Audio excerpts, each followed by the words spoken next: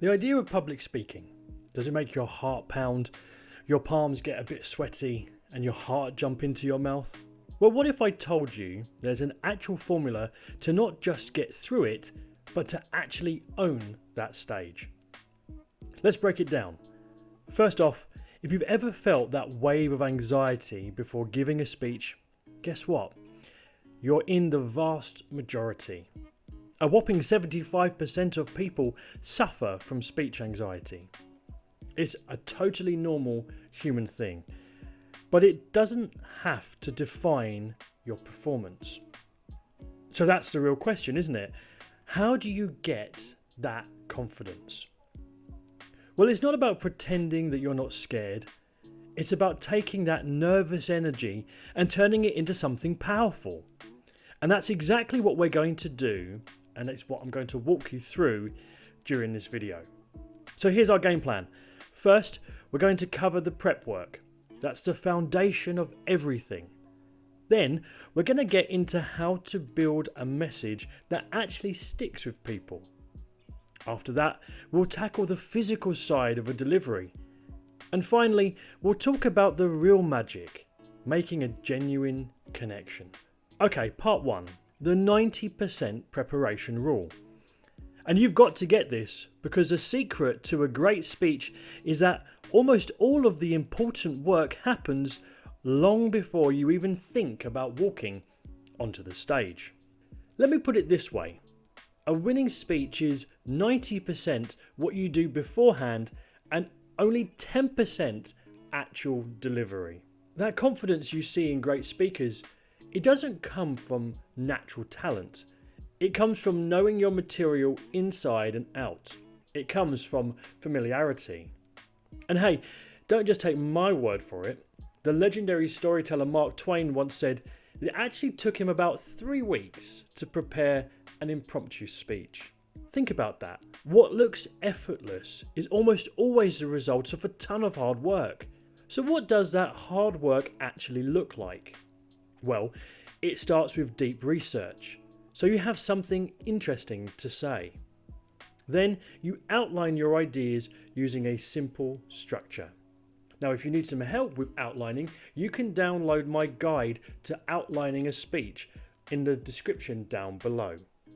Next, and this is key, you practice it out loud, not just in your head. And finally, you visualize your success. You see yourself nailing your speech. All right, you've done your homework. Your foundation is solid. Now let's move on to part 2. Building a message that will grab your audience from the first sentence and refuse to let them go. Now look at this very, very closely. You have about 7 seconds. 7. That's all the time you have to convince your audience that what you have to say is worth their time. Your opening is without a doubt the most important part of your entire speech. So how do you make those 7 seconds punch way above their weight? You need a hook.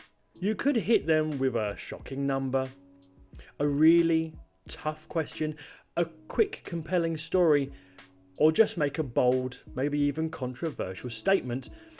Anything to wake them up. Once you've got them, you need a simple roadmap so they don't get lost. And your absolute best friend is the rule of 3. You've got your beginning, your middle, and your end.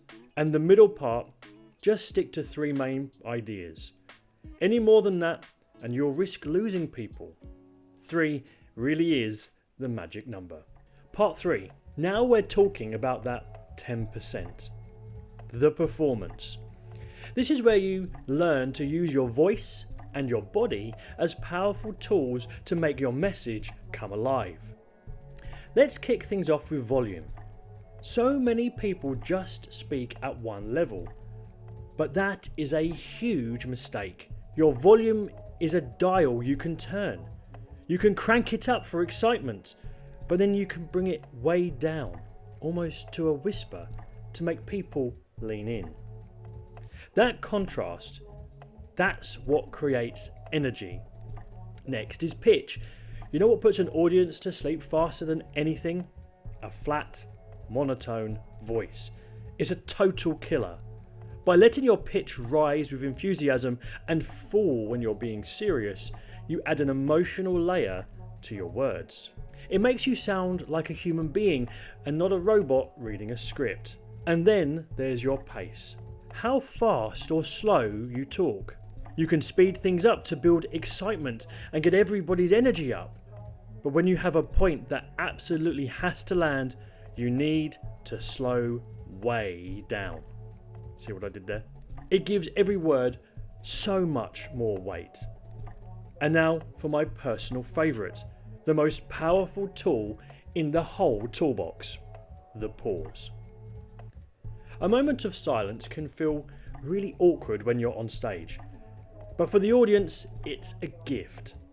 It lets them catch up, it builds suspense, and it makes whatever you say next sound 10 times more important.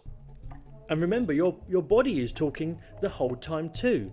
So stand tall with an open posture and use your hands to gesture naturally, just like you would in a normal conversation. Don't be afraid to move around the stage a bit. It burns off that nervous energy. But most of all, make eye contact. Look at individual people. It pulls the entire room in. And this brings us to our final part. This is the thing that separates a pretty good speech from an unforgettable one.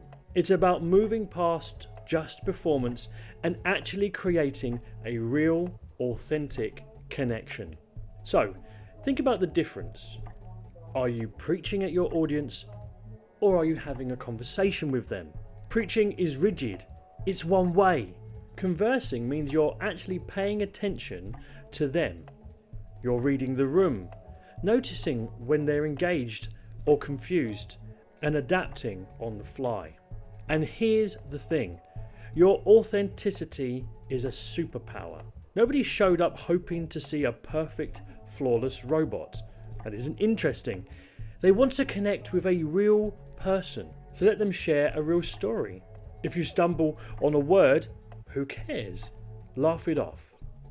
Those little imperfections are what make you human, and that's what builds trust. Now, if you take just one piece of advice to calm your nerves, let it be this. Shift your focus. Stop worrying about how you look or how you sound, and start thinking entirely about your audience. What does the audience need to hear? How can you help them? When you make your goal to be of service to your audience, your own anxiety starts to melt away. Because here's the bottom line. Your message matters. Your stories, your ideas, they have value. There's a reason you were asked to speak.